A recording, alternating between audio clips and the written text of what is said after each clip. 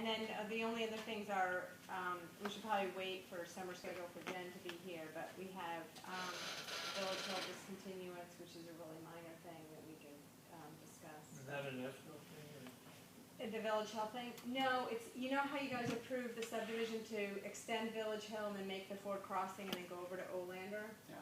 Well, when they first built Village Hill, we required them to do a hammerhead there because they originally thought Ford Crossing was going to connect across with Village Hill. So the city accepted the hammerhead ends, and now they want to discontinue the ends of Village Hill hammerhead because it's just going to be a straight run to Ford Crossing. So they don't need these little bits on the side. So it's just discontinuing those little segments.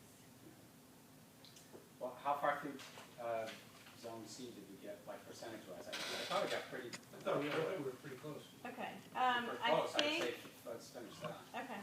So let me just put this thing in there. Get rid of this. Oops. Okay. So I know we got through the dimensional piece for the. So we talked about. I feel like we got through all the way. We talked a lot about the dimensional changes, and let me just expand this on the screen a little bit, especially for color. Actually, I have the first part of URC there, but I don't have the map, so we can look at the map on the screen. So if you remember, we talked about the changing the dimensions to lot size of 3,000 square feet for everything, which is a single, 2, 3 multifamily townhouses. And basically taking out, so those are the dimensional figures, and I think we got through that, and then parking, the change to the parking. And then I'm pretty sure we got down to the bottom of this page anyway for uses. But tell me if that doesn't ring a bell, where we talked about mixed-use buildings still requiring planning board special permit but having the same sort of dimensions as the multifamily and the single-family homes. And we may have gotten, so page 2 is And actually, I think we did the dimensions. I don't remember, did we start going through the uses? what's that? We got through the dimensions, but I don't know if we actually went through the uses. I don't think we got through the uses except for page 1, but I don't know. You tell me. We can easily go back.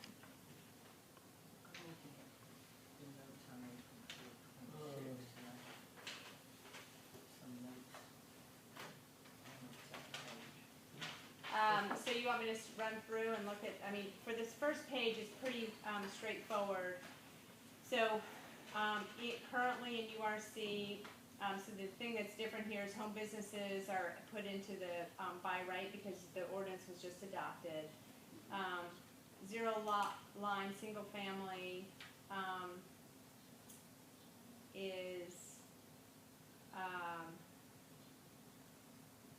it's showing up here by right, but subsequent to drafting this, Wayne and I talked about maybe getting rid of zero lot line because zero lot line was almost like an allowance for relief from the zoning that didn't match the neighborhoods because it's a way to make a smaller frontage and closer setbacks. So actually I'm not sure that it's necessary to have zero lot line in the B and C districts anymore, because the frontage is being reduced so dramatically below 65 feet, and the setbacks are 10 feet. Now they're not 0, but I mean I still have it in here. The only thing is that as part of a cluster, this reference to 1014 is has more specificity about how to do a zero lot line, but you know, I guess I want to throw that out there for discussion. Does it make sense to continue to allow, what it basically does in this scenario would be, so currently the idea of zero lot line is instead of having a 75-foot frontage and 15-foot side setbacks, you could, if you own a piece of property, you wanted to draw a line down the middle, create another lot. You don't have quite 150 feet of frontage, but if you have two 65-foot lots, so if you have 130 feet of frontage, you could draw a line and create two 65-foot frontage lots and have the internal side bound or setbacks be anywhere from 0 to 15. The theory being that if you own the property and you're building another structure, you have control about the way that looks and feels, and so it's not like someone else coming in and plunking a new house closer to the side setback. The other reason why we created that was originally, going back many years, was on some of the affordable housing projects like the Habitat did, they were doing duplexes, but they really wanted to create separate property entity or ownership rights for the people moving in. So you'd create a townhouse, and you'd want a property line down the middle of the townhouse, so that you could create a condominium where there was clear ownership of the land and the structure. So that was the original impetus behind the 0 lot line. Given that we're reducing frontages and lot sizes and side setbacks, does it still make sense to have a 0 lot line provision? That's the question. And you just described the details that are in 1014. Right.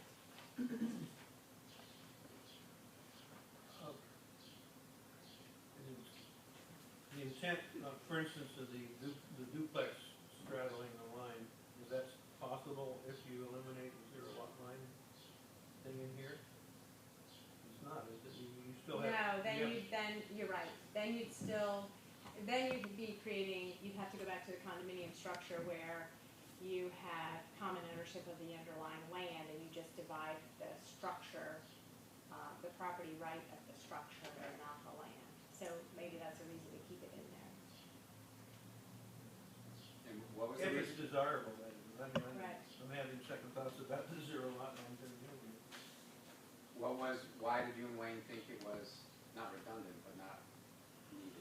Well, the other mechanism mostly, so originally the idea was to create the ability for people to put a townhouse together and divide the property right down the party wall. But really, it's been used as a mechanism to get in one more single-family house lot by narrowing the frontage, and by and large, houses haven't been right next to each other. They've been maybe closer than 15 feet, but it's really been a mechanism to reduce the frontage. And it has no impact on creating a house out of a 2 or 3 car garage, because that's a whole different issue because of the frontage. Right, this is if you have 2 parcels, but you Yeah. own both of them. You have to own both, but they're still separate parcels. You own both at the beginning, but you could divide them after you do finish the After you project. build, right, you build the 2 houses, Yeah. and then divide them. I mean, it sounds like if the intent was to make it so you have a smaller lot line, smaller frontage, then you don't need it. But if we still want to have the ability so you could have a duplex straddle line, you just leave it in. I mean, if that's still a valid use case, I would just leave it in. But you have to go back and, if we reduce the frontage to 50 feet, you have to go back and change 350-10.14 of what kicks in 0 lot lines. Well, no, because it always referred to the dimensions. 10.14 was really sort of how you lay out the lot and what the, it also says you have to have a fence between the properties unless you get site plan approval otherwise. So no, it really always referred to the dimensional table for the frontage. It sounds like, I mean, I'd say, leave it in. Yeah. Okay. I mean, it sounds to me like it's kind of an obscure thing that people haven't historically wanted to do. Anyway. But I mean, but if it's valid that we do want to have a duplex straddle lot. Now, do we? That was my question. So if we do, then I'd say leave it in. If we want to say that's not a thing we want, then take it out. I don't see the downside of that, otherwise you'd end up with a condo type thing where there's no ownership of the property. If you have a down the middle, then you have the yard and everything around it versus a condo where you own the structure. But it sounds like it hasn't been used in that purpose anyway, it's just another way to squeeze a house on to a lot that doesn't have enough frontage, which is that what we want in zone C. I mean, I guess sort of allowing the realm of possibilities and flexibility is probably what it seems like everybody's been working towards in the in-town districts is, particularly in URC where there's the most allowance for different types of, multifamilies, duplexes, three families, the whole sort of range of options are allowed in URC. So from that perspective, in C, it might make sense to leave it there. Maybe in B and A, it doesn't because, I don't know, or so maybe A, if it makes sense to even leave A on the table as a district. But, maybe we should leave it there, but, keep thinking about it in the context of the other two districts too, as we move forward.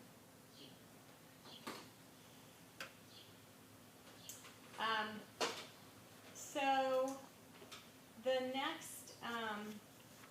next category is so then there's sort of a series of provisions for allowed use. These haven't changed really, except that so family daycares have always been allowed by right because of Massachusetts statutes, and educational uses are protected by Dover for the most part. In our zoning district, we had a distinction between private educational uses and private for-profit versus not-for-profit. So they've always been distinguished. In this scenario, though, the reason why the checks are highlighted is because the typical trigger for site plan, we've always fallen back on the construction of more than 2,000 square feet of area or parking, their need for parking. But I think that it probably makes the most sense to always review for site plan any new educational use, because it's been sort of gray, and this all just says we want to look at the way that it functions in the location. So just check it as site plan approval, as opposed to leaving it for determining on a case by case basis. Both private, non-private, private need site plan, why separate them? Just lump them together. Because in the other districts, we're recommending to maintain it as a special permit for private schools. So we don't have any private colleges in Northampton, but we have private schools like dance schools and things like that, which would fall into that category. And up to this point, private schools have always required special permit.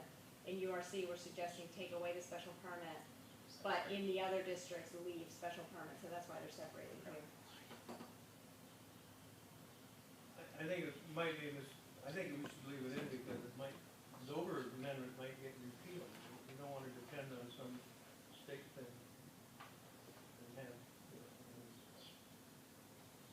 have it sort of disappear in the protection and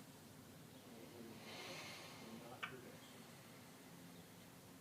Well, Does that make any sense? yeah, no, I think we don't, I don't think Dover protects private schools per se.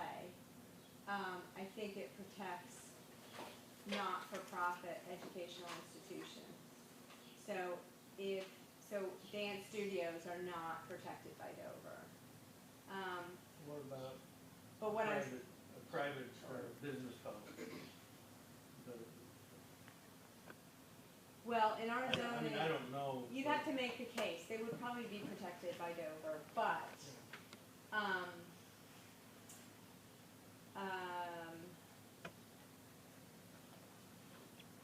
and it wouldn't just be, in most of the colleges are nonprofit. They're private but nonprofit. It's more of private for-profit schools that have been special permit and that may or may not be protected by Dover. I don't know the case law enough to know, but it hasn't really been an issue for Northampton, and we've always had it as special permit, the private for-profit schools. But I'm just suggesting that potentially in URC, maybe you want to relax that a little bit so you can have dance studios mixed in with, you know, residences or what have you. Maybe it's not, maybe you don't want to do that, but that's why it's up here, sort of highlighted.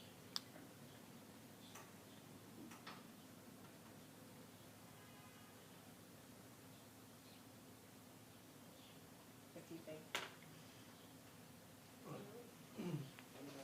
I wouldn't wanna live next to a dance studio or 12 chickens.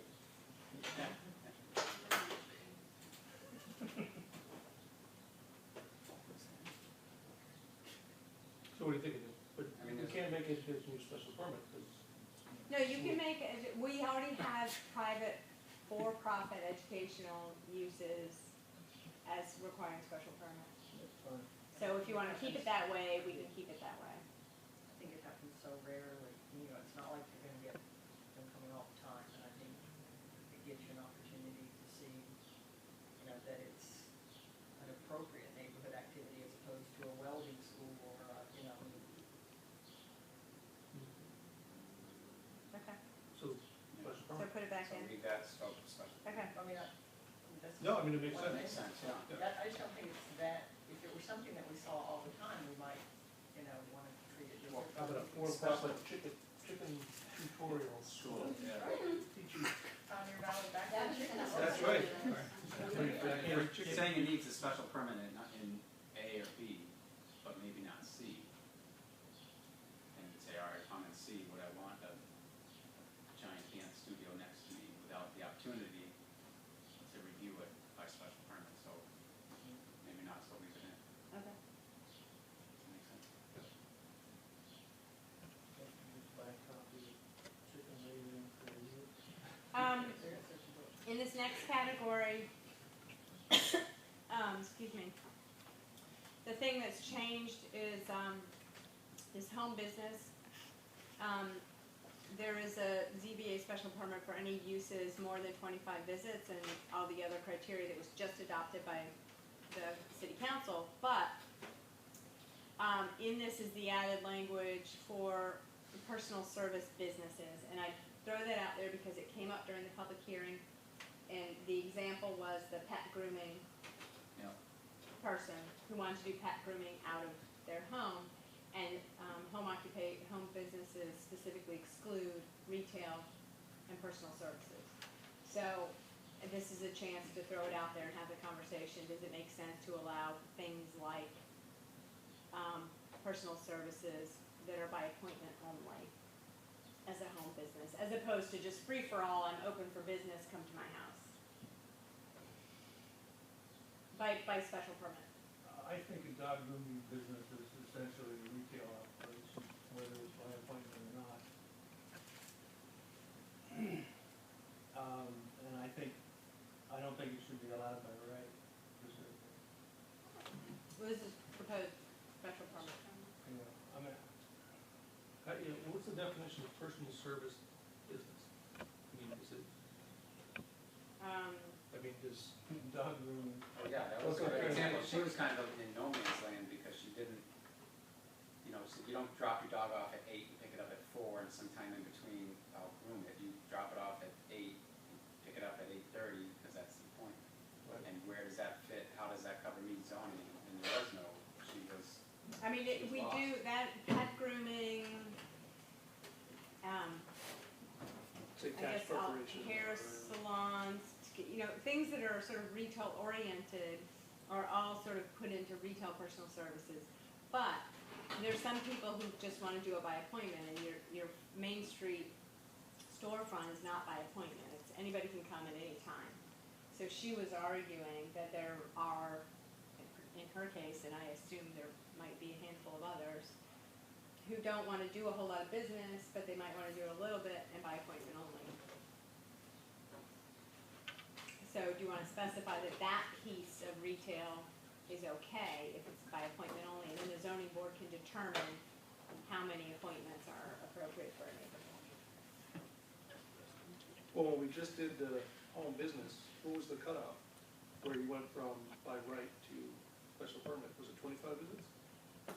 It's 25 visits, but personal services would not be allowed no matter what. No, but I'm saying, if you say personal service by appointment are allowed, by right up to 25 visits or 25 appointments per week, would you try to use the same No.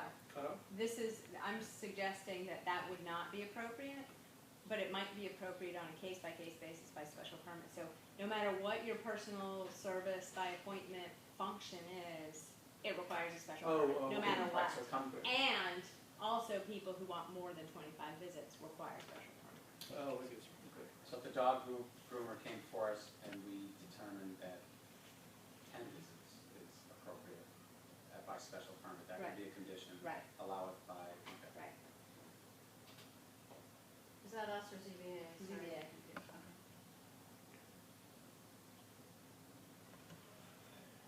Yeah, I'm okay with leaving it by special permit, Right. which allows flexibility to see if it's appropriate. The person, the dog groomer in question, did she want to do it by right, or did she not? No, she wanted to be able to, she couldn't get in the door. She wanted to have the ability to get in the door and have a hearing. So this would allow her to come in the door and have a hearing. Otherwise, no, she has to have a storefront.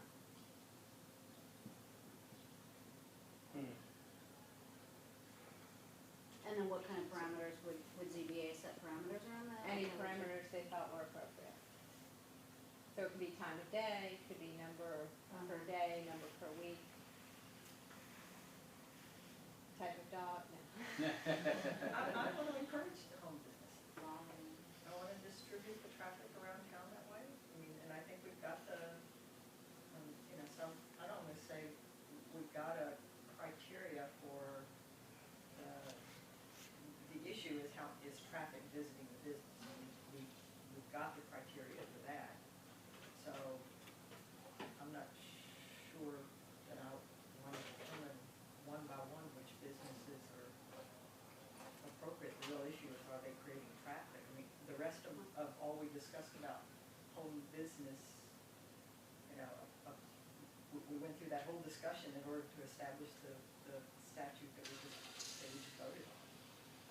Right, and it specifically excluded certain types, yeah. Question?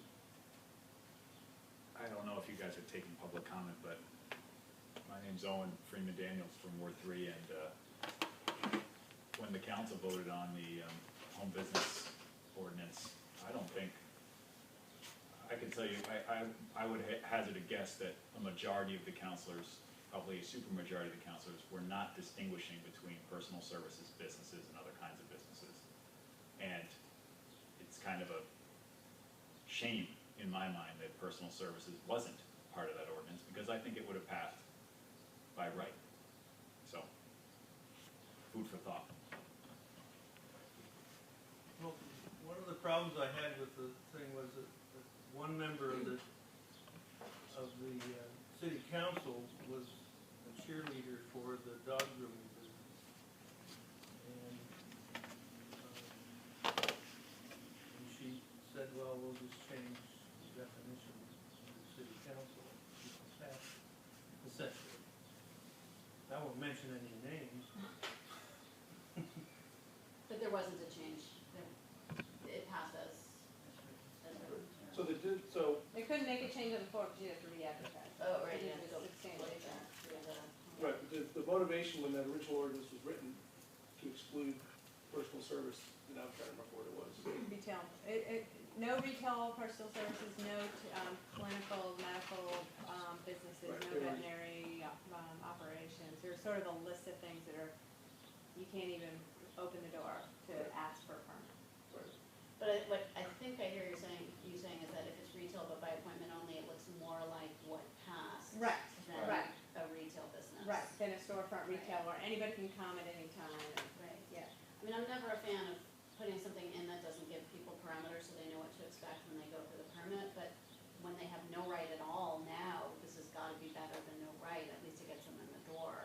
So, I mean, they'd still be taking their chances, not really knowing what ZBA will do with it, but at least they get to apply. And was the personal services specifically excluded or inadvertently omitted? No, specifically because it's part of retail. So the whole umbrella of retail is Okay. retail and personal services, and in fact, pet grooming is specified in the definition of Okay. retail. Okay.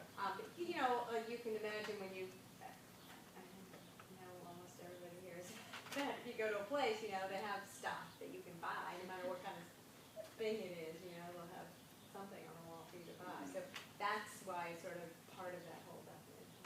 Flea collar. Good example. So, I guess, you are opposed to being a special permit. No, no, I think the thing that matters to me is the traffic. And so, by appointment only, sort of means that you aren't gonna have 20 or 30 things going on. You know, you've only, I mean, I guess you could run 3 or 4 dog cutters at the same place, but I mean, something about by appointment means that you're going to spread out the traffic, and so, I know with the public, you know, from the public comment perspective, when we did these, the first some things that we would say, well, how do I know the person had an appointment? How do I know they're not just showing up? You know, I mean, do I know, yeah, and that was, but those are the kind of, the worries that we got from the public comment, people yeah. came up with really scenarios that, But I think the other thing it's is that enforcement, how do you if enforce that? it's by special permit, then it's much easier to define. Okay. Whereas the other piece that we're talking about was sort of opening it up for a lot of by right stuff where. But that's what I mean, but so, but to enforce it, so if a neighbor calls up and calls Louis and says, hey, there's 27 people coming, I think 14 of them don't have appointments, Yeah, Right. you know, what does Louis do? the Gallup poll afterwards. Right, so, Introduce the dogs. Okay. In order to change this, we would have to change the definition of retail establishment. No, because it says here, it's just when you have a personal service that's by appointment, then you can open the door and come for a special permit. So you don't have to change anything else. You have to add by appointment to that. It's That's up the there. key word, right? Because Yeah. we're saying personal service by appointment is akin So to. what's in red is what you want to Yeah, add. right here. sure, special permit. I mean, we're really just throwing it in the last ZBA. So Okay.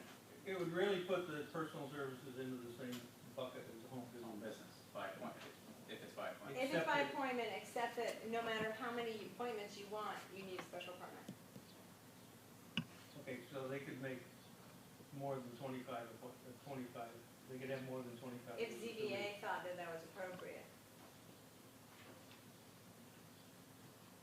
It's, right, it's still significant hoops to jump through, it's just giving them the right to try to jump through. Right, right. Because right now, there's no, can't No jump hoop to through, jump there's no hoops. Right. Thank you. Well, I just thought it would be easier for the zoning board if there were more restrictions in there besides by appointment only. I mean, that's why it's a discretionary board, because then you can look at case by case basis. They'll be fine, There are lots of lawyers on that board. as opposed to this board, which Right, that's all. A lawyer is by appointment, so the lawyers have one. So yes, we're good with that, leave it in? Yes. Okay.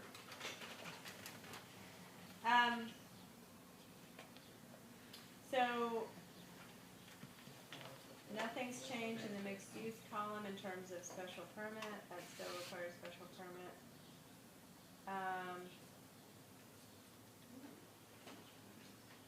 The next change is this accessory structures. So, throughout this process, we've, not really in the process, but over the years, people have, so we have this restriction in the zoning that detached structures can't be, you can't have more than 1,000 square feet of lot coverage on any lot throughout the city, unless it's for agricultural purposes. So ag gets all these exemptions. But if I live on a 4-acre parcel and I have a garage, and then I want a detached accessory apartment, and then I might need a storage shed for my tools or whatever.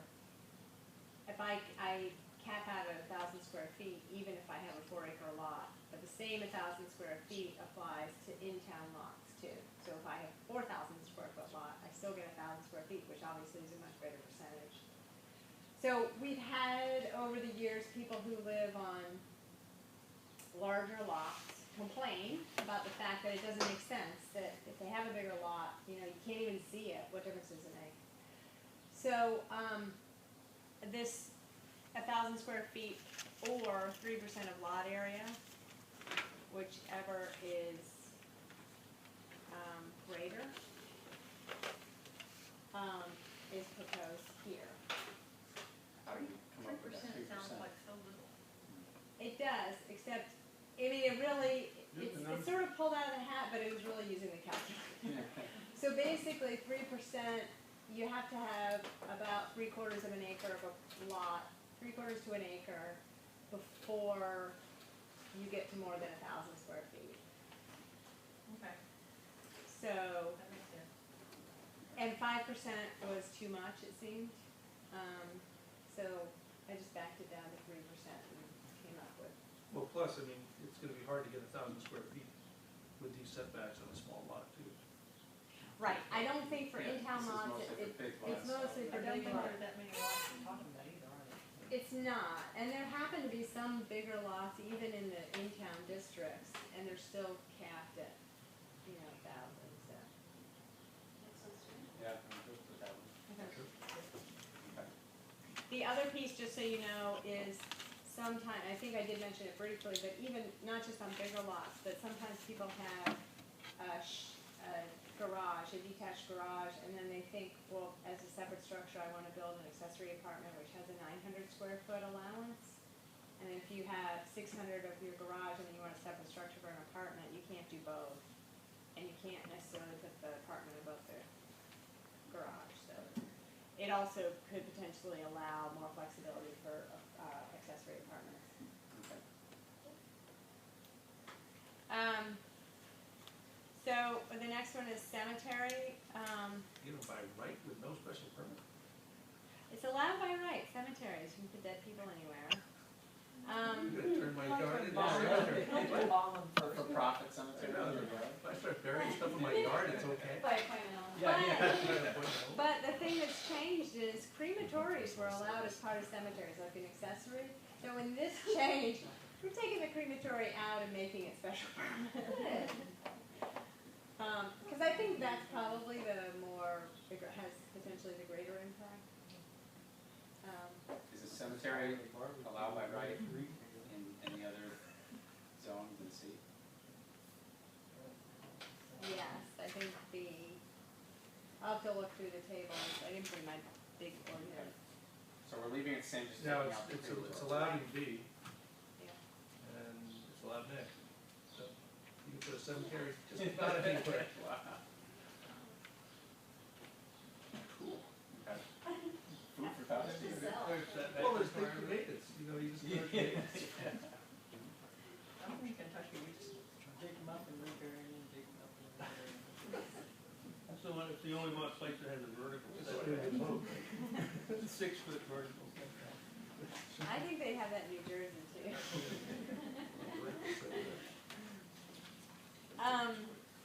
So the next one is cluster, and it's really, actually, Wayne just put together modifications finally after 10 years of a proposed cluster change. And at this point, it's really just merging planned unit development and cluster, because they're basically the same ordinance, except planned unit development allows non-residential uses as part of it, but they both require special permit currently. So we just, in thinking about sort of mixed uses throughout the community, why not just allow by special permit or by review anyway, some non-commercial use, or some non-residential uses as part of the cluster? In any cluster? Yeah. So you're gonna take, We actually haven't had a planned, the only planned unit development that I can think of was Fairway Village. And I don't think we've had one that I can think of. So are you taking all the dimensions here that are in yellow out, and they're all gonna reference? No, yellow 350? means they're different and new. So right even though it now- says cluster development C 350-10.5, Yeah, those are all the things in 10.5 that we have to review that are specific to creating a cluster. and that's what That you Wayne's doing it preserve separately. 50% of the open space, that you have to, how you make your calculation of preserving open space and all of this criteria for And that. that's the thing that Wayne's doing. Yeah. But the Separately. dimensions in here are the dimensions that will stay in the zoning. The yellow I outline. think so, although I haven't seen, we haven't talked about the draft yet. He and I haven't talked about the draft, but we talked about these numbers for the dimensions, which is new and different than what's in the zoning now. So right now, in the A, B, and C district, if you do a cluster, you need a minimum of 3 lots to start with, to create a cluster. This is a proposal to drop it to 2-acre minimum. Just given the location, and the proposal is the same for each A, B, and C, to drop from 3 to 2, essentially. And then look at, and we did this for water supply protection, was the first sort of change where we looked at the total project frontage instead of looking at individual lots within the project, because it's kind of like the state hospital. If it's coming in for review and the developer is proposing something, within the internal layout, you could leave the layout to the developer to figure out what makes sense instead of putting an artificial number on how to separate each of the units within the project. So this is really about defining the boundaries on the outside and what the setbacks are from the project boundaries as opposed to the internal lines. And then, so then under design review, planning board is to review the layout to ensure that it transitions between the abutting parcels, and then and about scale and massing and how the project fits into the neighborhood is more clearly specified than currently in the special permit criteria. And then also a requirement to look at mature specimen trees that are on the site to try to protect them. We certainly heard that through the process, through the zoning revision process, about the concern about cutting down trees. And it's not just, this isn't meant to be any tree you cut down, you have to protect all the trees, but it's really the significant, 100-year-old maples or whatever. Do we want to give up just a question for the board, do we want to give up the special permit on this unique site plan enough to protect? Well, essentially what you want to do is let them offer some commercial operation into the function. Well, that's not, I mean, that's not the intent isn't to allow commercial, it's just if there is an office, that's part of a residential community, or maybe office space that people who live in the residence want to be able to use that as their office. It's not meant to be sort of, opening up the doors to all sorts of commercial.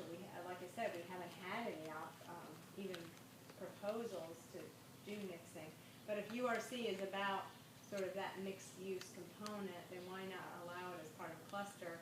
And really, isn't the issue how the project relates to the neighborhood and how it functions and how traffic comes in and out, as opposed to the actual use, which is what special permit is about. And site plan is really about how the whole thing functions. And so if we want to encourage this type of thing, and so the other thing that the zoning revisions committee talked about briefly, not in much detail at all, was allowing a whole different kind of option for housing. So maybe some small cottages around a common or something like that. So if we want to encourage different ways of laying out buildings that make it fit into the existing context of the neighborhood, then we should be allowing it by right and not putting up this special permit sort of barrier for developers, because they see special permit and think, oh, who knows if I'm ever going to get a permit. Whereas if we're really trying to encourage creativity and fitting in with the neighborhood, if we allow, different arrangements of housing that we wouldn't normally allow, then why not do it by site plan only? Doesn't the wording, planning board to review layout to ensure project transitions between existing neighborhood along street and project or proposed, isn't that kind of special permit language versus site plan language? Well, I think what it is very specific site plan language, and so you can deny a site plan if it doesn't meet that criteria. But that doesn't mean that it has to be special permit to deny it. If that were that. The other thing, the dimensions are a little bit different, like, single family can be 50 feet high, cluster is 40, and the setbacks are different. Was there a reason why? Like, the front setback is 10, but the side's 15 in cluster, and it's 10 in single family. And 20 if building is taller than 40 feet. Well,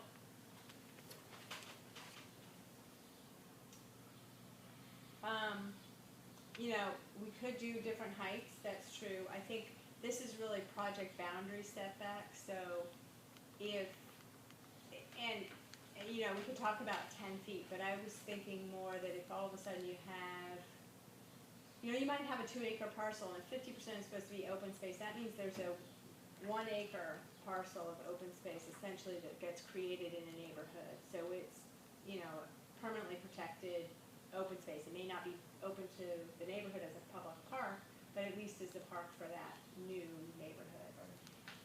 And then, so the setbacks are really project setbacks, so 15 feet is still pretty close for a brand new project that's coming into a neighborhood. So I just sort of fell back on the existing side and rear setbacks. But front would be the same as it would be for a single family home, because you want to create that, potentially that consistency along the street frontage of houses. And the height, You know, I started with 40 because that was one of the heights, but it probably makes sense to be consistent with what the other multifamily heights are that are allowed. So what is that, 50 feet? And then- 50, yeah. they said they put restrictions on them so that they couldn't look like the existing Yeah, neighborhood. yeah, yeah. Right, built buildings.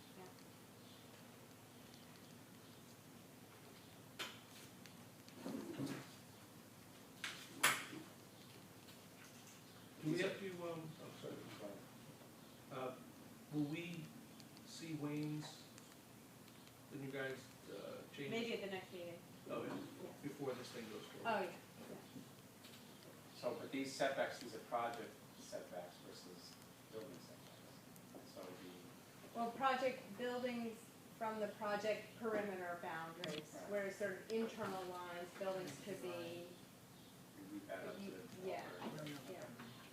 Oh, And then there would be no frontage per se for each individual lot within the structure, within the 2-acre Right. project. You good with this one?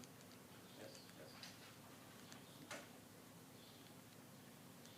so I can bury people, but I can't have a junk car.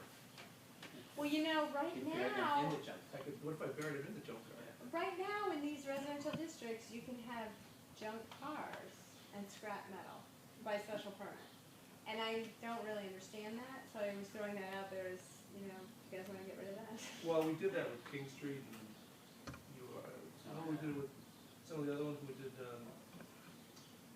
Some of the King Street, but not the highway, I think the highway business is still allowed. yeah, but we did, I'm trying to remember, we did, I mean, I think they, at one point they were on downtown, central business. and they had Yeah, junk cars, we right. took them out of there, Right. so, like, I remember we took them out somewhere. Sure. So you wanna propose ditching the junk car? Yeah. Okay. No problem.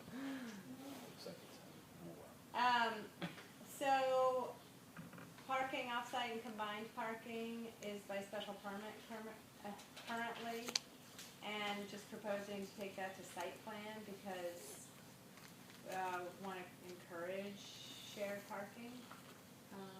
So then it could be site plan approval, again, to sort of eliminate a barrier to coming forward for approval from the planning board.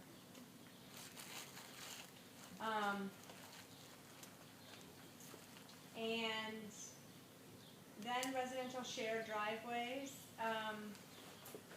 we've done this for one other thing where it'd be administrative site plan approval.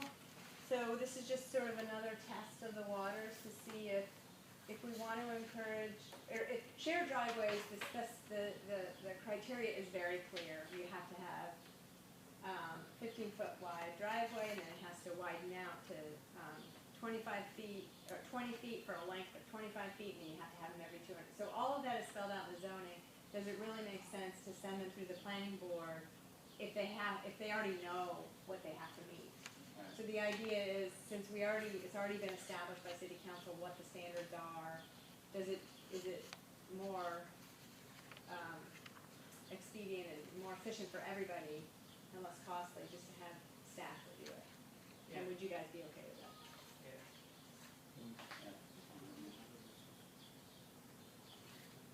Okay.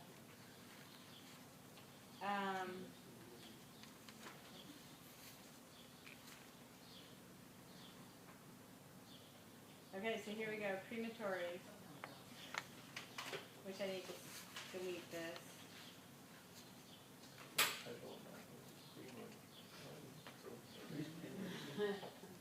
Creamery, no. When it printed, it smudged the Oh. bar going down. So this could remain by special permit, are you okay with that? I'm surprised to see heavy public use is still city council though. I thought we decided we're not touching that. Really? I thought, Yeah, we did this. public use, you don't want that? No? Okay. Begins with an L, ends with an and still. We just put a subdivision across the street. Oh, sure, let's expand the landfill.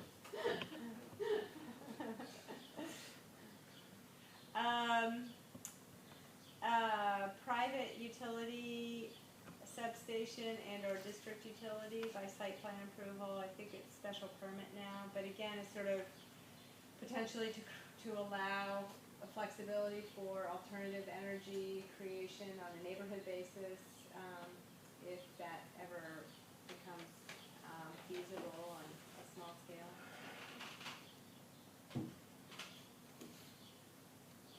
What? No? I really think that's something that should be in special permit. What? The substation? I thought we, What are you talking about? Farm stands? No, No, private no, utilities, substation. Oh, district sorry. utilities. Solar panels. yeah, what's the cutoff for a solar panel put in as a private utility? When you generate more than you need?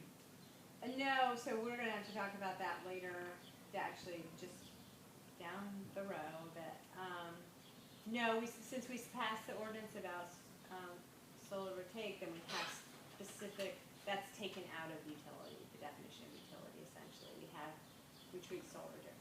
Wasn't that why we had to do the Melnick's, Yeah, right, but it's already spelled out, so it wouldn't fall into this category, it's a separate category. Well, I see the category and I envision the thing that's across from Happy Auto Body, Yeah, or the one that used to be up by Yeah. Industry. And okay. I just think we shouldn't open the door all the way to anything, sorts of stuff, isn't it? Well, it's site plan, so you would have the ability to create screening or sound barriers or things like that in site plan approval. The use. You would have a say on the use, and so if the thing that's across from Acme Automotive pops up near, some resident, they've got no say as long as they meet the parameters of site plan, Yeah. which, yeah, I would say that would. Well, we can put up Arbor Vitae now. Yeah. Well, because remember, we had this conversation with King Street, and this is another one, we went through this very similar, I think at Right, King I Street mean, the we said difference it's is fine. it's commercial, Right, so, King Street, we were, you might wanna treat residential districts differently. Yeah, I agree with Randy. yeah, Okay. So leave it special permit. special permit.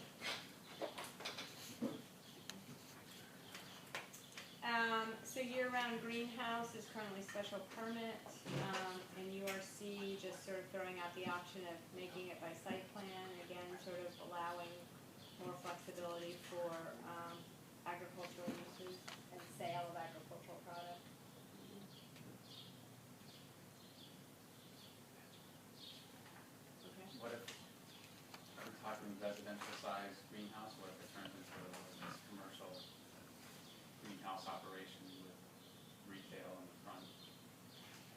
I mean, I think, it would be kind of like the things you see out, there's one on West Farms Road and, Would it still have to meet the accessory building criteria? we still need to meet the setback. But that- But if it's the use, agricultural- is that okay in URC to have a year-round greenhouse or farm stand with products primarily raised on site with probably some other things that aren't raised on site? To me, it is, yes, the answer is yes, but on a certain scale. But what if that scale, what here prevents that scale from growing? If it's a really successful farm stand and then you Yeah, keep adding greenhouses every 10 Right. years. right. Right, and paid parking That's and true. ice cream and a petting zoo and all that. Well, That's the place in South Hadley, was McRae's. Or that place up on, just outside Williamsburg, it's a greenhouse, now it's got the ice cream truck, which we Yeah, yeah. permanent, and it's got the, But wouldn't 1,000 square feet or 3% as an accessory structure apply to a greenhouse? that agricultural uses got the. That would be a primary use though. If this is about a primary function, so a farm So stand. it's no longer an accessory to a residential lot if it's, Well, this would say, this would basically be, it could be, or could be a standalone. In this category, the or I could vision is have, I could that, have a lot with a Yeah, greenhouse on it. yeah, Okay. yeah. If we limit it, so to promote this in URC, but to limit it as a standalone greenhouse or farm stand, and then if it gets bigger, then it would be special permit. Well, the other thing is maybe Special just is. keep it a special permit. Because this But- really is, we allow by right seasonal farm stands, that's not a question. This is really something that's year round. So what, is the season considered to be 3 months or 6 months? It's 3 or 4, it's right here, hold on.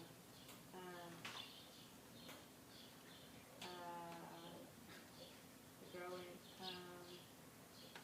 4 months. Or what?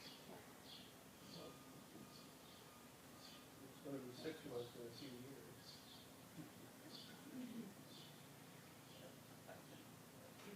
Back to the special permit thing, in general, I'm sort of resisting losing control over some of these things, and I don't wanna eliminate, planning board approval for special permit. License, put it that way. So you wanna keep it in for now? You could argue that if it's a year-round greenhouse that's selling agricultural products, then it's, in order to be year-round, you're not a residential side, you've gotta be more commercial to enable yourself to do that year-round. Yeah. And then maybe that should be a special permit, because it's Well, not a the seasonal structure farm is- stand. The structure is there year-round, even if they use it. Right. But promoting seasonal greenhouse and farm stand and agricultural, sale of agricultural products, I think everybody says, yes, that's good, URC, but I would say, to me, year-round greenhouse, to me, is commercial. And then commercial in URC, in this application, I would say we want to keep special permit. Okay. So, we'll keep that the way it is? Yeah. Okay.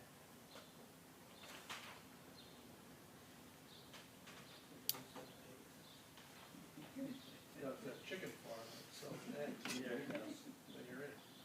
So, then we get to the solar voltaic, which is a pretty brand new ordinance, which you all know. And the discussion and the way it got approved was that basically roof mounted and, is by right, that's not an issue, but ground mounted over any parking lot or driveway would be allowed by site plan approval, because you kind of want to encourage, I mean, if you're covering up a driveway with a carport, you may as well cover it up with solar panels too. But,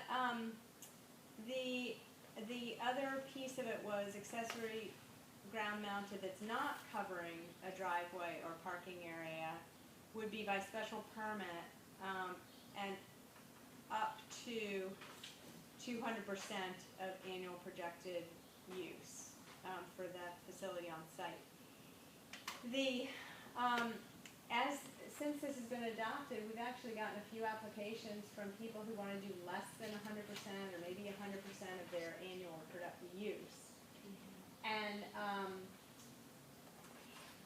it's not, you know, they're fairly small, and there's a gray area in terms of the building commissioner being concerned that it's so, in some cases, some of it is so small that it really falls under accessory, if you look in other definitions in the zoning. So in this, and the other problem with the zoning that it was approved was that it sets setbacks for A, B, and C at 50 feet of for these ground mounted units, which probably makes sense if they're at a bigger scale, like at 200%, because you've got many more panels, and so you want more setback from property lines. But in this scenario, you can't put anything, if it's any size, up to 0 up to 200% of your use. There are very few lots in A, B, and C districts where you've got 50 feet of setback. So there's that one glitch that I think we do need to change. And then the other question is, are there any of these ground mounted that you think should be specified to be accessory and therefore not require planning board review at all? Like if they're under a certain size structure. I think you can make the argument that, you know, if you think about some of the, if you can really see these panels, sometimes they're not the prettiest things to look at. So if you want them, if you can imagine them in your backyard, would you want to have planning board special permit review for all of them, or are you comfortable with having some limited number, you know, if it's less than 100% production, to be allowed by right, or, so I'm sort of reopening the conversation on whether it should require a special permit, but definitely on the setback issue, because, you know, we're not gonna get any in town if we have that setback. Well, I think I think reducing the setbacks is the reason that we do it. I don't know about the percentage of the annual projected electric use indirectly influences the size. Right. But it would vary a lot if somebody had electric heat and so on. So a certain square footage might make sense to have by right, you know, up to 200 square feet or something like that. Of sort of Of footprint. solar panel area. Yeah. I think so for writing something that's gonna hang around and not get changed frequently, that capacity of panels are changing so quickly that I would think we wouldn't wanna define it that way. Okay. So you think square footage is better? I do. Okay. Well, the other thing too is because if I put it over if it's ground mounted, but it's over my driveway, I can make it as big as my driveway, which Right. would be pretty big in some. Yeah. And so, but if it's ground mounted and not over my driveway, then we're gonna limit it. Yeah. It seems kinda odd too. Just build a bigger driveway. Well, except. Like heck, as long as I keep building my driveway bigger, I build a bigger array.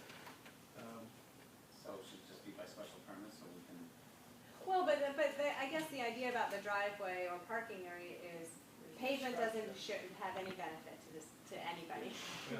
except for the person driving the car and parking.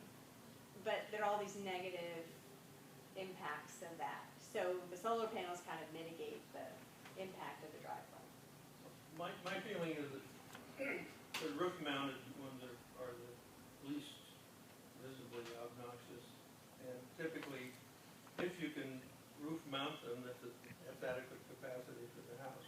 However, some people might be tempted to cut down trees just so they could get sun on their roof, where they could put something in the backyard without cutting down trees. And also, I think it's much cheaper to do ground mounted, and you can also get one that rotate, so they change direction during the day, you know, follow the sun essentially. Yeah. So those, I think, are gonna be becoming more prevalent, or the option is gonna be, Why is it much cheaper?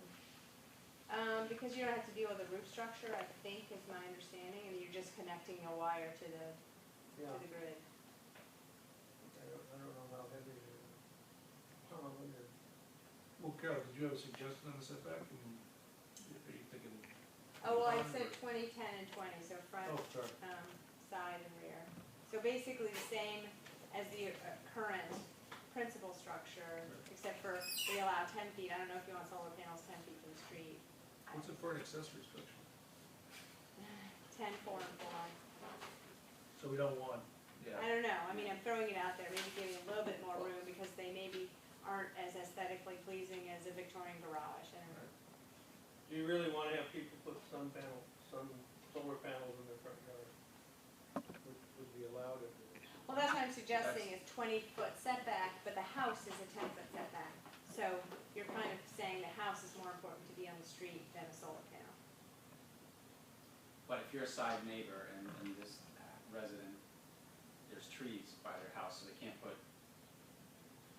solar panels on their roof because of the trees, but they can on their side yard put a big old ground mounted structure and meet the setbacks, but it ends up right next door to Mrs. Smith. Is that something we want to allow by right? 10 feet. Is that what you- That's what Yeah, it's that's what I'm saying. 10 feet's close.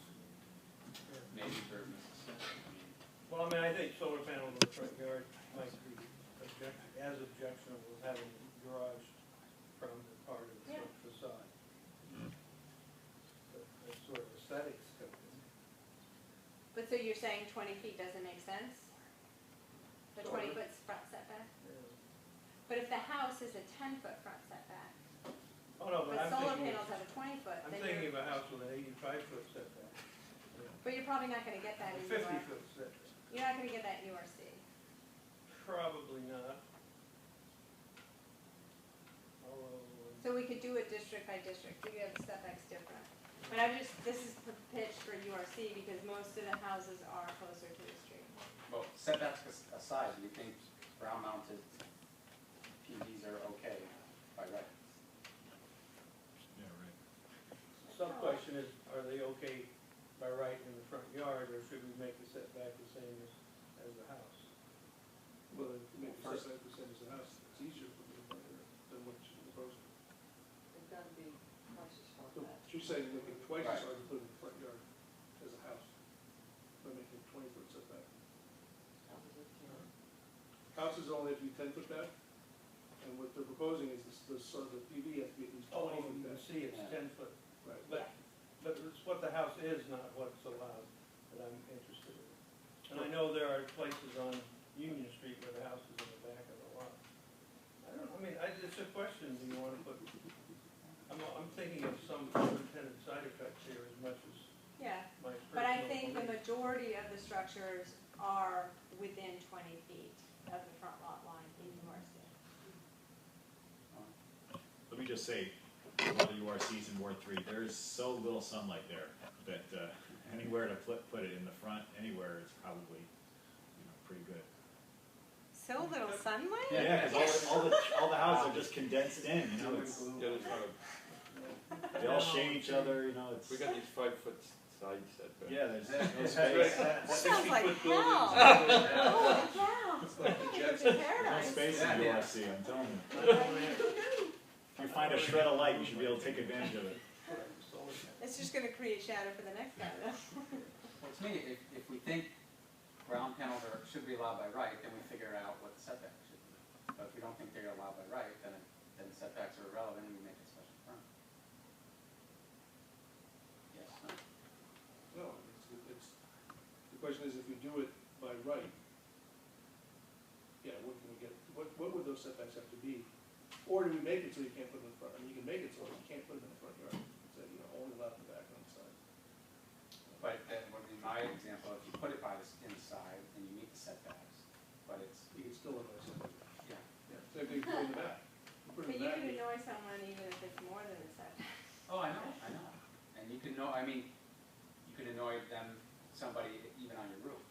But so now everybody's saying, well, if the roof is okay, that's one thing. I think we should just assume that zoning, you can do something to annoy just about anybody, just about anything, so. Yeah, you're not just talking about Mr. Smith. Right. Right. Well, even if you leave the requirement or a special permit, we still have to set some parameters, setback parameters. Well, I guess one of the things, I mean, are we comfortable taking the percentage generated, is that necessary to be in there? you take the percentage generated out, then, right now, I guess that's a way to limit the size of these things. But if you take the percent that we generated out, then you're basically saying it can be as big as you can make them and 50% back. Right. Which means I could turn my entire backyard, I could bury people under it. Solar, right. And then put solar panels on With top junk of it. cars, yeah. With, well, it's an hydro- but Well, so, they want them, No, that's- right, but, I mean, so, I'm trying to think, remember where the 200% came from, is that because we wanted to limit the size? Yeah, We didn't want, anything more, you don't want a commercial operation essentially, and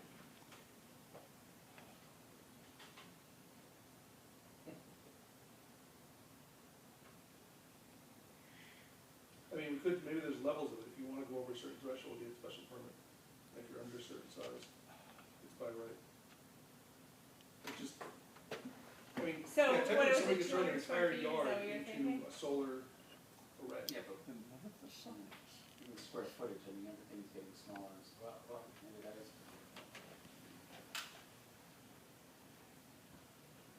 Or do you say, 100% by right, between 100 and 200 by special permit? It is true, by encouraging density, you're discouraging solar panels. Or ground mounted ones anyway. Yeah, ground level.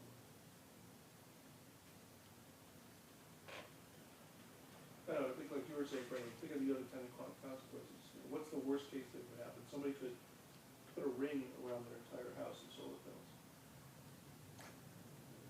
And they can, And on the, and on the roof, they could and on the driveway. and cover the driveway. They actually could cover everything except for 10 feet on the side. No, it's like. Solar panels, see. It could. Yeah, I know. And the end, it could move. Right. so, do you wanna,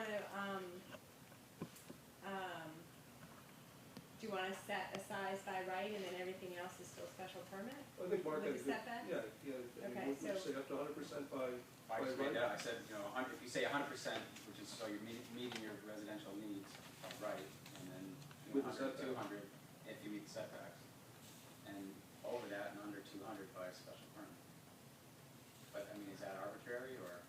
But you said, say you get 100%, cause what Up we to talked 100%, as long as you meet the setbacks by right. But what, Or site, but what these guys were saying before though was that you might be different situations, 100% might, if you've got a whole bunch of electric utilities, that 100% might require more paneling, and then what, Devin, you were saying is technology's changing and. Mine's exactly the opposite of what I meant to say, because the technology is going to bring them down in size, so Yeah. at the percentage, maybe it's a good way to describe it, Oh. 'cause it's not going to get to be a Big. bigger Okay. footprint, which Okay. is not what I said a minute ago. Okay, okay. So then, go So- back to 100%, anything up to 100% by right with setbacks. Anything 100 to 200%, special permit, and still same setback, the same setback. setbacks. Okay. Does that make sense? Is that a happy medium? Could build. Yep. Well, you can buy very inefficient ones. Yeah, that's right. They're available.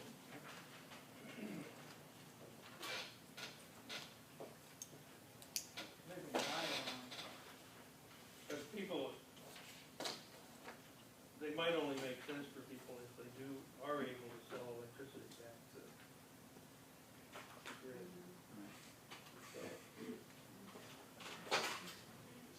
Ron, you cut out a lot of stuff. Yeah, so then this is deleting, so because there are all these, there are several special permit mechanisms in the zoning now that allow people to come in the door to do things, have reduced setbacks, or you've got this dimensional averaging section, which is what this is. And you've got allowances for projecting porches into setbacks, and, so the idea would be to essentially simplify zoning. Because you're reducing the dimensions to such a great degree, then we don't need these sort of placeholders or patchwork of allowances anymore. So you had this whole dimensional averaging section that said,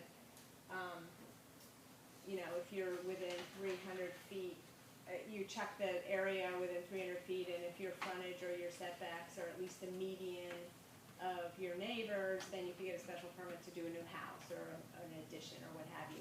So given that you're making these dramatic changes, maybe it makes sense to go back and delete all that extra stuff.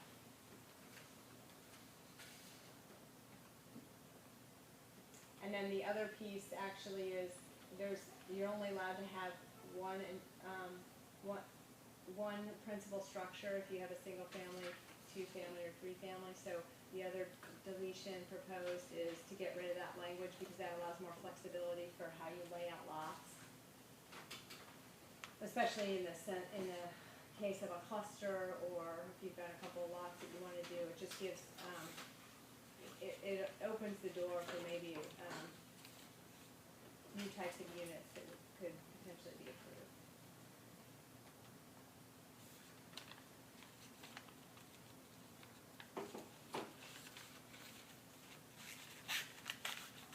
Any issues with that?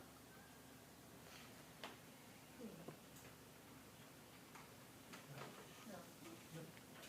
And here's the map of URC. I probably saw that. So it really is the white area. This is all central business and a little bit of the entrance business, and this is Pleasant Street here. So What's that long piece up at the top?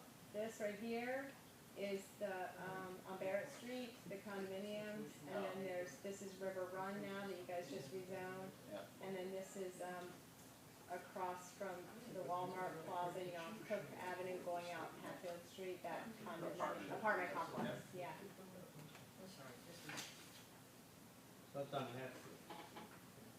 Yeah, that, you know that apartment, Behind like, yeah. well, here's Walmart right here, yep. and this is, yeah, that street. Cook Avenue, I guess, Cook, goes all yeah, the way Cook through. Avenue. Yeah. Could you point out where, there's some URC near State Hospital? I think. Here's the state hospital here, so this is URC. Yeah, along the all- chapel and stuff. Yep. Yeah, okay. I think that's B, actually. This is still, so here's Smith College right here. This is down essentially along West Street. Those apartments that Smith owns is housing. Oh, that's the horse barn. Right, area. right. Okay. So you're not, it doesn't show the part, doesn't show the Travel Street on there. No, I think that's URB. I can pull up the URB map, Maybe. actually. You're probably right.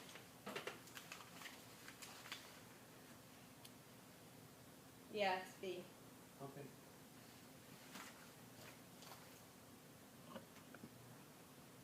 So, What do you think about map changes, like filling in those islands? which up? Were we gonna talk about map changes, you know, lower right, there's an This? island? Yeah, right. This is the Mount View Farm, it's conservation area, so no, Oh. we're not gonna rezone that. Actually, so that's farms, forests, and rivers. This is, all of these white, all of this is commercial, basically zoning in the center. That's on The their hall, donut hole. What? that's their hall. And what's that second open space that you looked at, the left? Right here? No, right, almost right there. That's Pond Street, you just got rezoned to central business? Oh, I'm backwards. Oh, okay. Okay. Yeah. Oh, that's the That's little what we piece just of, did. Yeah. that's the little piece, Yeah. okay. All right. Okay. Because educational use overlay is part of, is only in URC, only overlays URC. I had that in there, but I don't know, I don't think there weren't any changes, except for just bringing the table format over, so that's all that is. Just I don't wanna including it touch in that. there. Yeah. Sorry, Caroline, I wanna go backwards. Okay. Where we were talking about the accessory photovoltaic, Yeah, tell me why for the ground mounted one, we've got a note about landscaping, but for the accessory one, we don't. Is there something about the structure of the table that makes it relevant?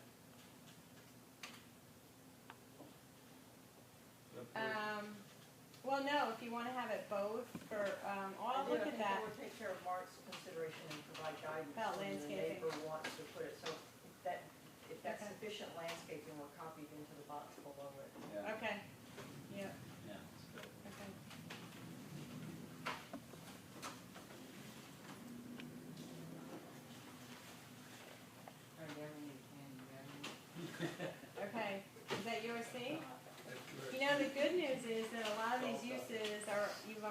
done it for B and A, so they'll go Yeah, but faster. C was the easy one, so that took 2 meetings in about 3 hours. Well, we could start the next one and then just see how far we go. Oh, yeah. You wanna, Or do you wanna do the other stuff and then go back to, just so we get out of here tonight? well, the other stuff is gonna be, Village Hill's quick, summer schedule should be quick. Yeah. You wanna do B to 9 o'clock and then hit those other two? So Sure. 35 minutes of B? Alright? Alright, let's try that.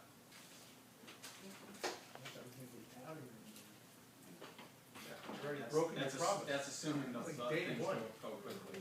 Jen, I think we Yeah, have well, to I'm take a. taking notes. No.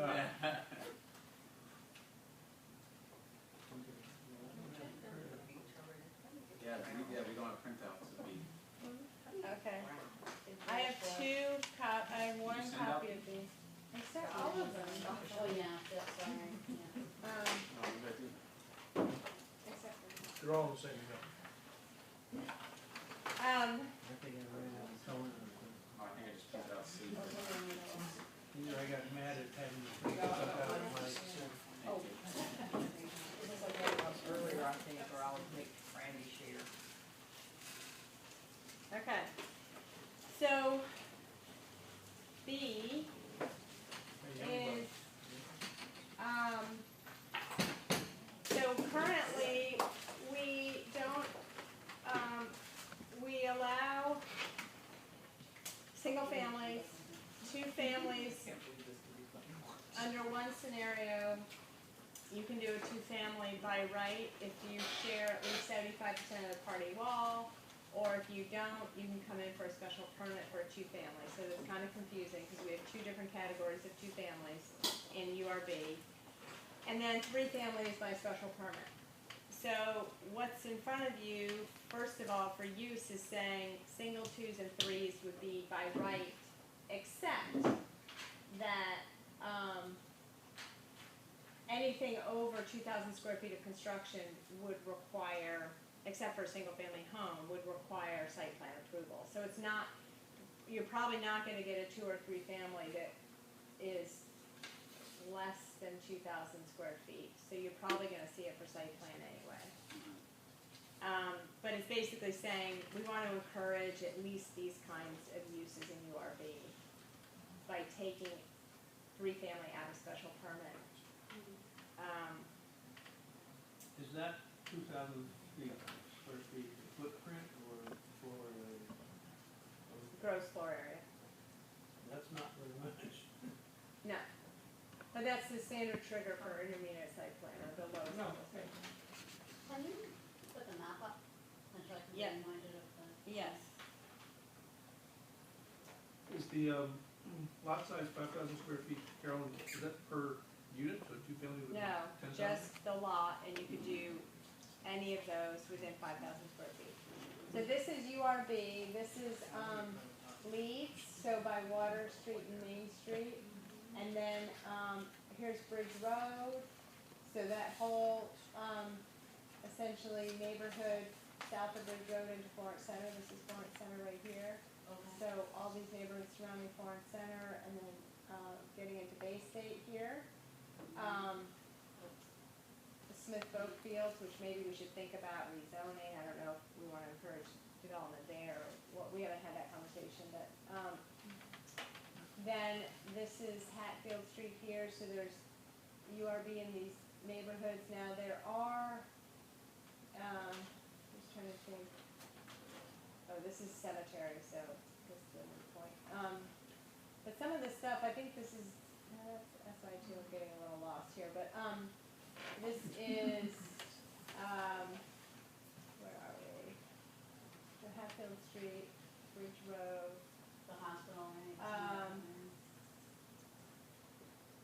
Yeah, no, this is B, okay, yeah, Barrett Street. So this is B, and then here's the rail trail right here, this white line, right through here. So this pocket here is URA, which we'll see when we look at the map. This is URA, and this is all URA here, and then there's a little pocket of URA in here. But anyway, so this is all the Round Hill neighborhood, Crescent, south of Elm Street, this is all Elm Street here. And then you've got, going out the bike path here, off North Street, Market Street, and Bridge Street here is all URB.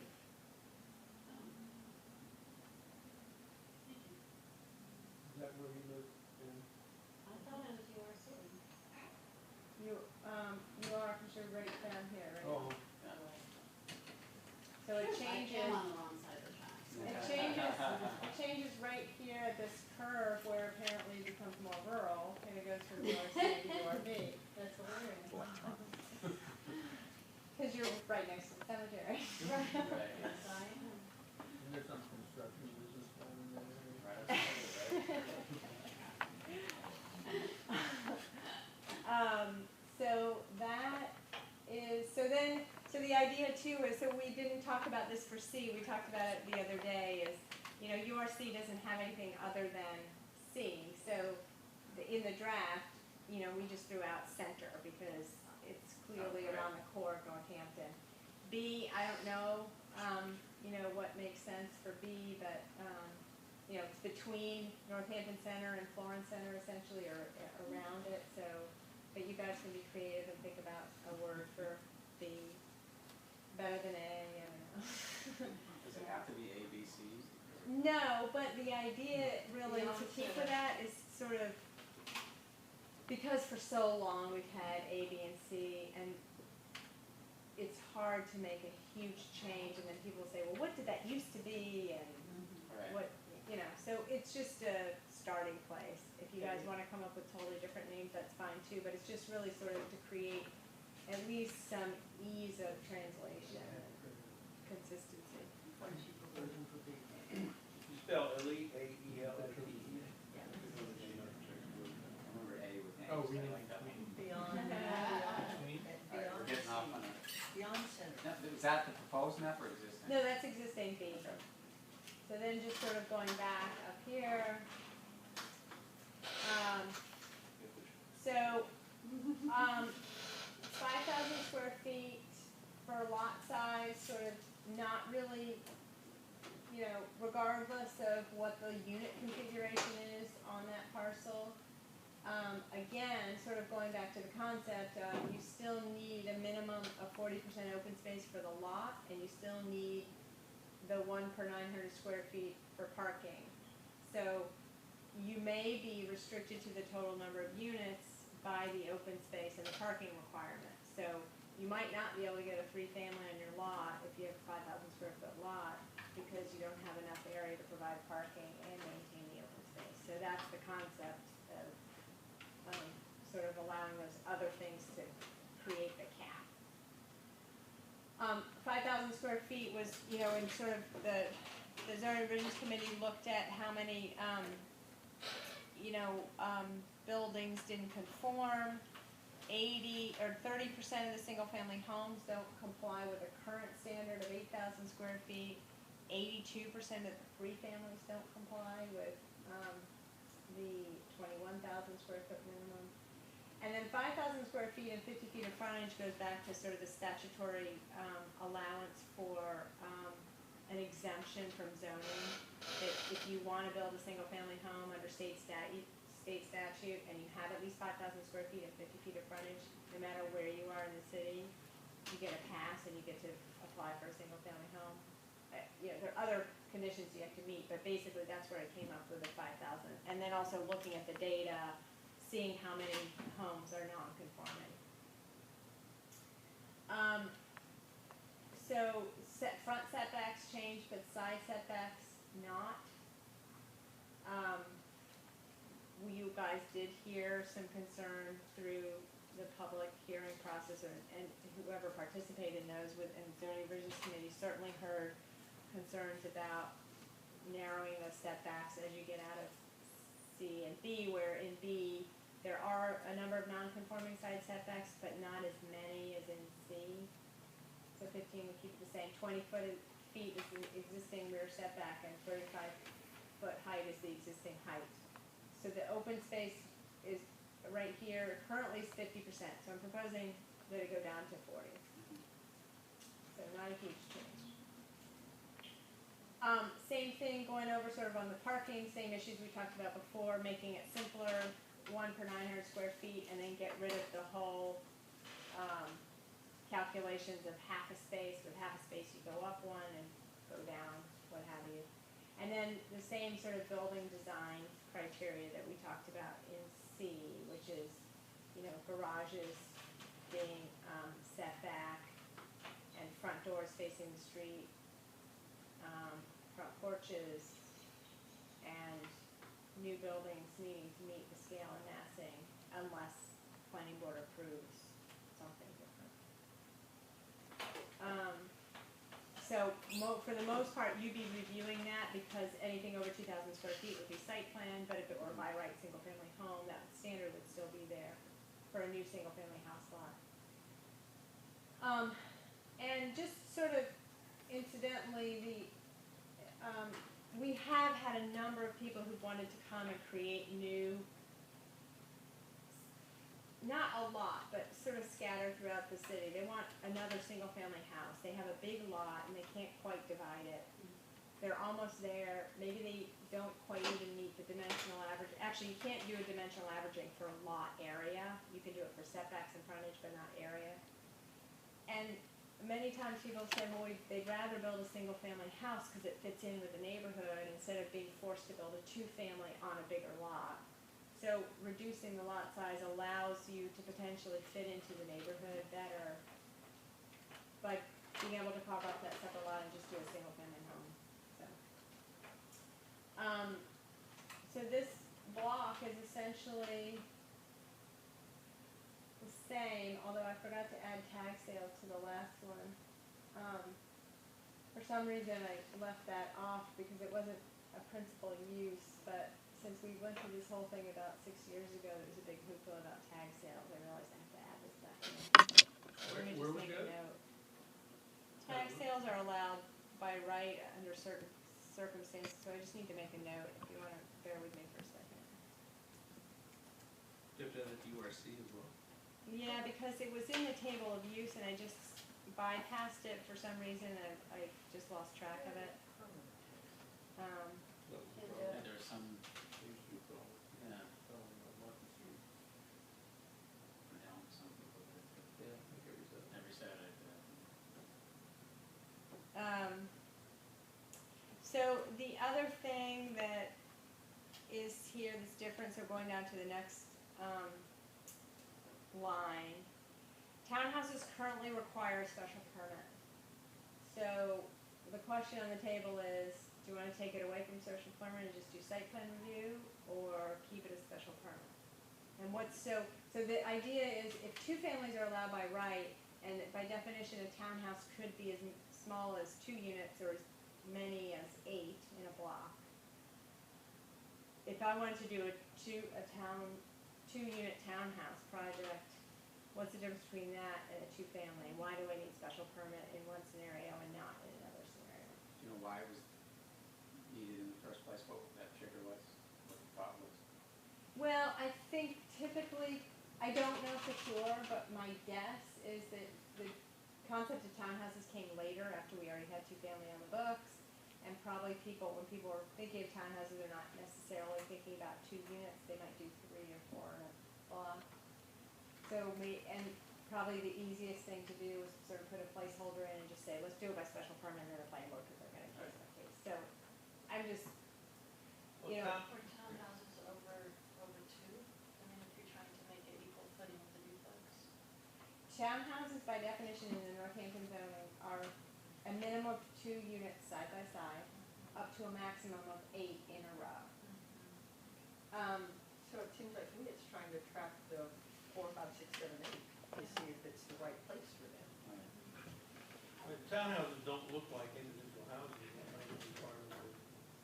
Right, by definition, a townhouse is a side by side. A 2-family could be 1 on the bottom, 1 on top, or it could be side by side. But not even. Then do we Right. want to say townhouses up to 4 units by right or by site plan and 4 to 8 by special permit or something like that if we're worried about a bank? Is that what the concern? Actually, In that case, I would make it 2. We've got 3 three as recently as, the Coles townhouse, don't they?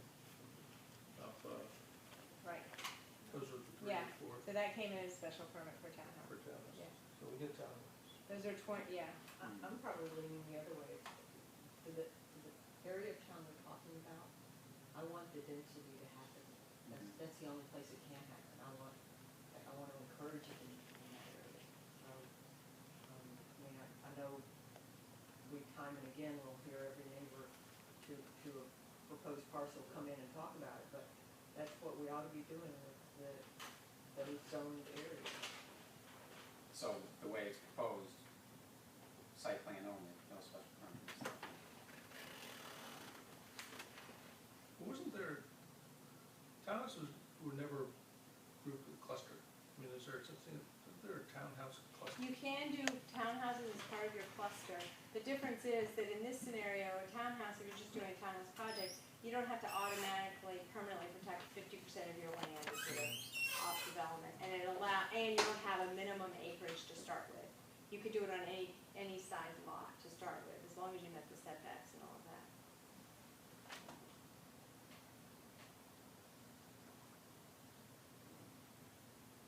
I mean, I don't know, I guess, when you think of all the multifamilies that are, you know, why is a triple decker different than a townhouse where they're side by side? Yeah. I guess I don't think there's a And problem. you can design it ugly no matter what you call it. Well, true, that's true, but to say a four-story building with each apartments on a different floor is one thing, but four in a row is a completely different animal. I don't think that they're back to the townhouse can look Yeah. pretty nice. I'm I okay. guess you and I agree. So we're all right, just leave it the way proposed? No special permit? Always on the Go fence. ahead, Randy. What do you, Jump on. but I guess, how much land do you need for 8? So if you want to put 8 townhouses on a lot, 5,000 square feet, Yeah. still looking? But again, you have the 40%. open space, Right. Yeah. and you have the setbacks, You know, and like you have those parking. townhouses that are wide as the front door kind of thing. Yeah, Right. Tiny, narrow thing. that'd be kind of cool, something new and different. Yeah. Okay, so let's leave that. Has to be at least 36 inches, I think. All right, Ken, you have to go like this, but Sorry, I'm giving him an opportunity to, you know, Word. throw out his We skills. need a flag, we need like a flag that somebody can just throw. Oh, do I still have the hammer? Do you want the hammer? Okay, so here actually is elimination of private schools altogether. Not even allowed to come in the door. like Montessori? That's not a private for-profit, that's a nonprofit. Oh, So these are private colleges or schools, so it's the dance studio thing, or Dance studio. you know, studio, what did you say, the trombone, organ. welding Yeah, school? we have, yeah. Actually sounds really cool. So it's allowed by special permit now, but sort of in thinking about the concept of residential, and there's mixed uses aren't allowed, so why allow something that's really more of a business than commercial? Unless it's a home business. It's funny, when we get to URAs, it's almost like, you know, URA is supposed to be the most Hey. really residential and ambivalent of Yeah. everything, but it's almost like you could have a welding school in A, because the lots are so big and everything's so spread out. Oh, so maybe And that's C, how but it not is. in B. It's like, You know this is being recorded. I do.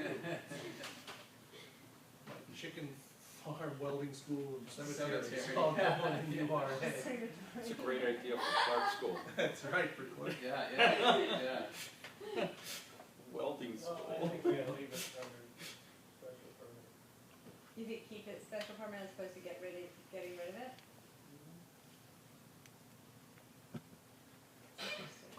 Because a lot of URAs, Means it wouldn't be allowed at all. So right now it's allowed by special permit, but if we're saying, you know, we really want to encourage more types of residential and not have any kind of business, and then look at potentially spots where it makes sense maybe to rezone out of URB and make neighborhood little pockets of, Try this on though, it's so expensive to do commercial in the area we've zoned commercial, that for things that can't possibly make it like, artist studios where you are doing well, or where you are doing, I think there might be some cases where we can, the neighbors and us, we'd be perfectly fine with a certain kind of school. I don't know what that school is, but I think that's why you bring it before us to see. So I don't. well, the other side of that is to say maybe we need to look at more spaces. So, for example, there's some non-conforming uses in URB district that will never be residential. Should we just go ahead and look at those and bring them out of a residential zone into commercial? Because people want to be there because it's lower rent and they can't start up in Florence Center or, Pine Street or wherever. So I guess you could I suppose you could take both tacks, or you could say, let's keep URB kind of residential, but maybe a greater mix of residential uses, but then maybe intermix more commercial neighborhood centers or something, or places that are non-conforming, go ahead and bring them into compliance by changing the zoning. I don't know.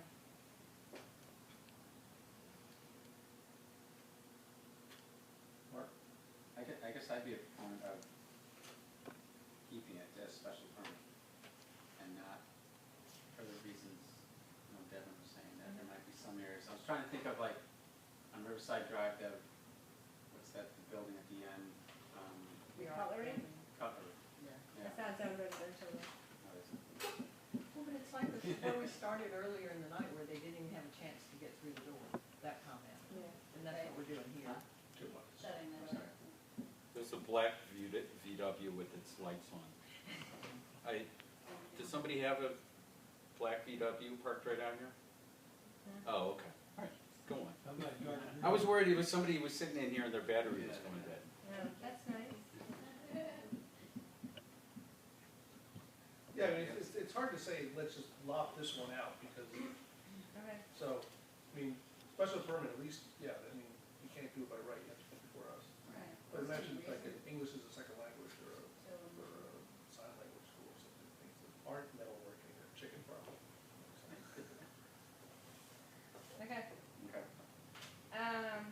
This same conversation about, home businesses, do you agree with that? Do we need to talk about that again? No, let's do what we did last time. Okay. See, you guys are gonna fly through this. Next subject. Oh, it's listed below. Oops, what did I do here? You want to do page 2, looks relatively easy, and stop at the end of page 2 for tonight. Sure. Okay.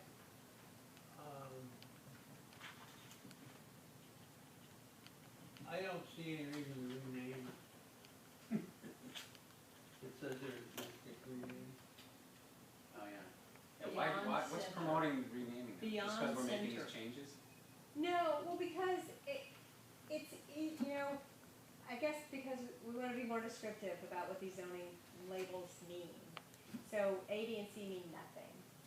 If we can get a name that Beyond town describes what's center, I allowed got it. there. Beyond town center.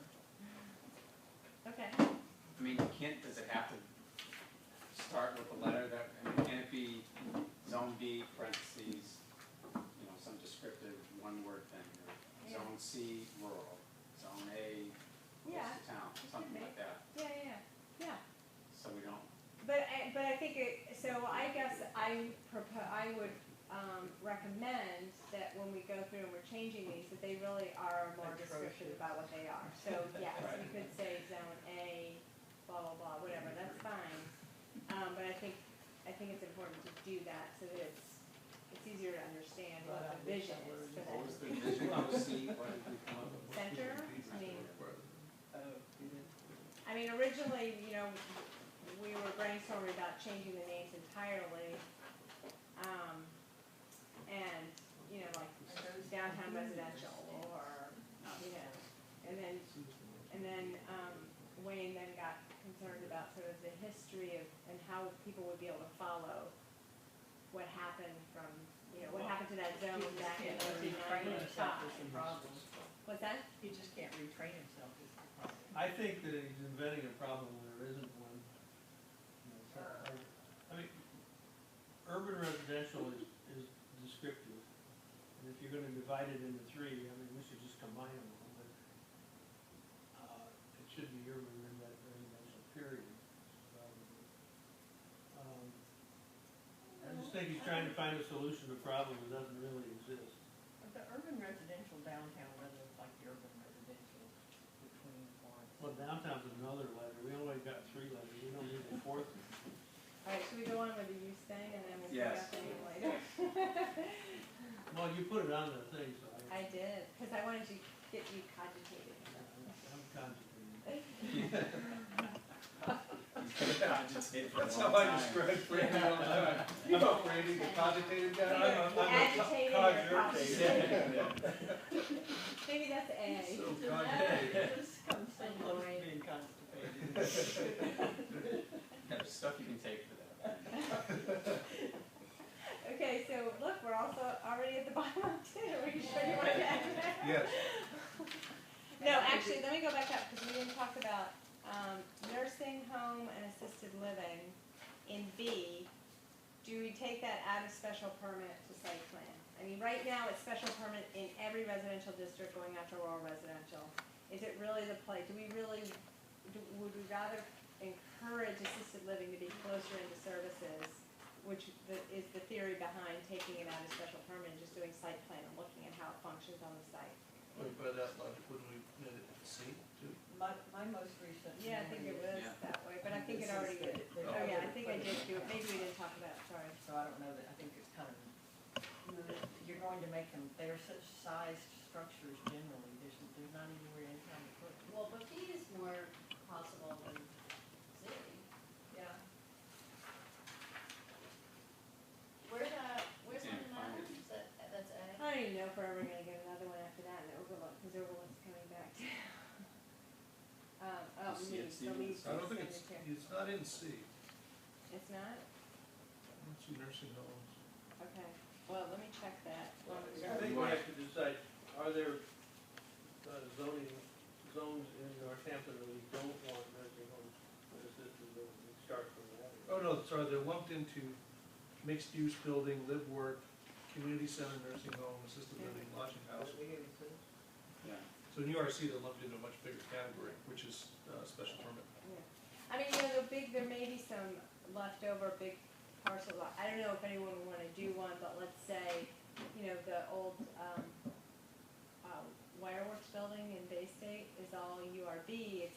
That's a big site. But you're right, there aren't that many big There sites. aren't that many, I guess where I'm going with it is, I think our recent experience says you want to have site plan approval. It's not gonna happen often, probably not gonna happen, so it's not like we're saving a great deal of workload. Yeah. Site plan or special permit. Special permit. Okay. Yeah, But- that's what I'm Which is the way it is in Yeah, C right now. Okay. So we're saying B, leave it alone, special permit. Okay.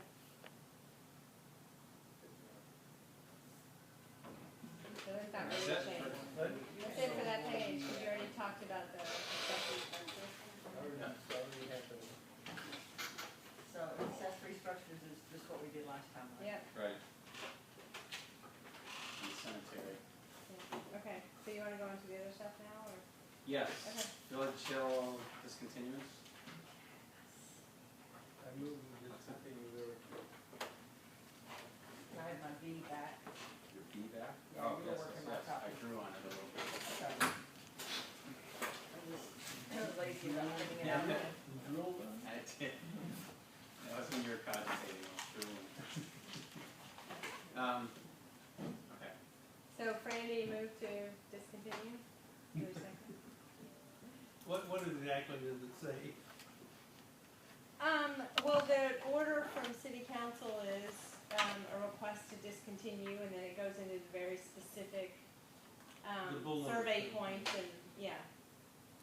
Yeah, I also moved. Or you could say as proposed, Yeah. Is there anything we introduced to should council. be scared of, that mass development is doing something that you don't really want, I'm or always scared of that, but should we just trust that mass development has our best interests at heart? Well, Always. We've reviewed it, it's consistent with the plan. based on recommendation by the planning department staff, I so move. Well played. second. All in favor? So it's just a conceptual discontinuation. So are you abstaining, or did you? I didn't think I could vote. I was supposed to get one. Oh, it is a street. Yeah, we don't know. It's not a She has to tell us subdivision. which one is it. Yeah. Usually you just, can vote. Yeah. I like Still that you- vote. Make it Might like not a count. recording. Oh, okay. Why don't you vote now and then she can Are change you the against minutes it? later? That's what I wanna know. Okay. That's a good way to Okay. start after first meeting, I'm against it all. Okay, Others have done that. summer schedule, so we're meeting, What's our next, our next meeting is, June 14th. I'm And you out. have one, I'm out no, you all have June. 3 permits. on June, we have permits in June. Yeah, but 2 of them are pretty quick, I think. well, And it's also. Yeah. can you tell us what they are, or is that not?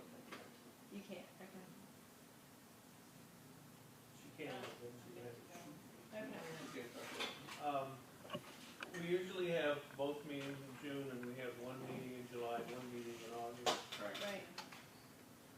And depending on how badly you want me or don't want me to be here, I'll miss one of the 2 meetings in July. So let's start with I July. can vote for it. So July would be, It's either 12th or 26th. right, 26 is when, you are with. Right, 26th I can't do, Stephen can't do. I can't do it. I won't be here on the 12th. That makes it certain Who then. can be here on the 12th? 1, 2, 3, 4, 5. It's awful for Andy, so that's the one we probably should do. No sweat. Well, the first year I was on the planning board, I drove back from vacation, 3 hours each way, just to go to the meeting. But you're not gonna do that this So- year. This is the No more second than Mr. meeting, Knight. so we're gonna miss in He a said couple that for your months. benefit. I Yeah. talked to the mayor about that. Say what? This is the second meeting you're missing in like 3 months. I know, You it's, mentioned it to me. it's my quarter for, but it's, We'll try to get you kicked off the board. if In you June. miss you guys did it, 7 and 21. you did it. 7 and 21 in June. No, Did the what? 14th and 20th. Oh, I'm sorry, I'm gonna be back for the 28th. Well, so June we're doing the 2 it's meetings. time for. Yeah, 2 meetings, so July 12th is July, so then Yes. August, it's either, Wait, what? So July, it's gonna be July 12th is the July meeting? 12th. Okay. in August, it would be either 9th or 23rd, is that right? Yes, 9th or 23rd. Should be the 9th, then. Anybody out on the 9th? Okay, so let's do the 9th just so that it's 1 month Yeah, it's apart, so, consistent, yeah, okay, And so June, August 9th? yeah, Yeah, June 14th, 3 permits. don't plan any crashes. June 14th is Flag Day, I just want everybody to know. Right. Only an old codger would know that.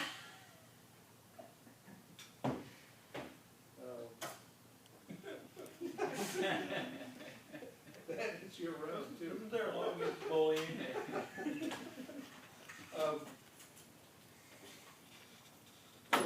So the 14th, we won't be doing more of this. Will We the 3 could, permits? potentially, Do you think yeah. we'll be okay? Oh, no, I'm gonna say. You guys got through a lot tonight, you did like the bulk of the work. I did. And now it's really just sort of rethinking the same things, but for 2 different districts. You guys should, And Jim, stay just, is the just goal for make sure A we to stay honest. clean, map-wise, to clean up A to make it make sense? you guys need to talk about that. Are you talking about the pockets of A in the middle of B? A's like, it's like all over the place. So people cling to it, people cling to A. It's like A is excellent. Well, if you want, you're talking about URA, whatever that means. Right. Yeah. Then you run into a certain ex-planning board member, ex-city council member, ex-head of the CPA. She's the major person that lives in A